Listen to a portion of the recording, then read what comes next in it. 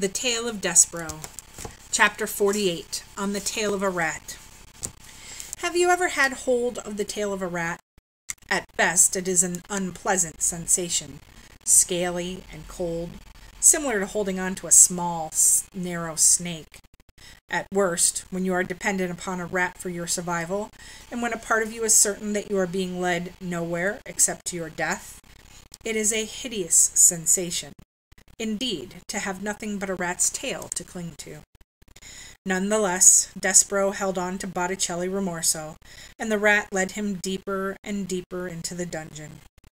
Despereaux's eyes had, by this point, adjusted quite well to the darkness, though it would have been better if they had not, for the things he saw made him shiver and shake. What did he see?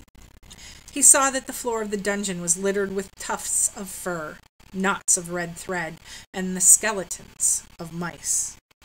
Everywhere there were tiny white bones glowing in the darkness, and he saw, in the dungeon tunnels through which Botticelli led him, the bones of human beings, too. Grinning skulls and delicate finger bones, rising up out of the darkness and pointing towards some truth best left unspoken.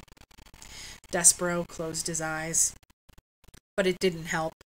He saw as if his eyes were still open, wide, the bones, the tufts of hair, the knots of thread, the despair. Ha! Ha! Exactly!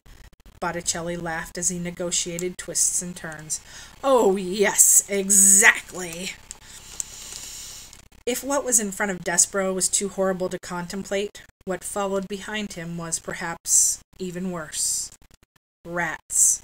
A happy, hungry, vengeful parade of rats, their noses up in the air, sniffing, sniffing, sniffing. "Mouse!" sang out one rat joyfully. "Yes, oh yes, mouse!" agreed another. But something else, too. "Soup!" called out another rat. "Yeah, soup!" the others agreed. "Blood!" sang a rat. "Blood!" they all agreed together.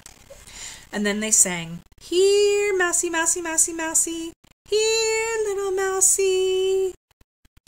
Botticelli called out to the other rats. "Mine!" he said. "This little treasure is all mine, gentlemen and ladies. Please, I beg you, do not infringe on my discovery." "Mr. Rimorso," said Despereaux. He turned and looked behind him and saw the rats, their red eyes and their smiling mouths. He closed his eyes again. He kept them closed. "Mr. Rimorso," he shouted. "Yes," said Botticelli. "Mr. Rimorso," said Despereaux, and he was crying now. He couldn't help it. "Please, the princess." "Tears," shouted the rats. "We smell tears, mousie. We do." "Please," shouted Despereaux.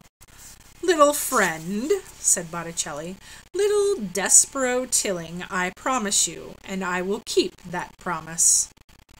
The rat stopped. "Look ahead of you," he said. "What do you see?" Despereaux opened his eyes. "Light," he said. "Exactly," said Botticelli. "Light."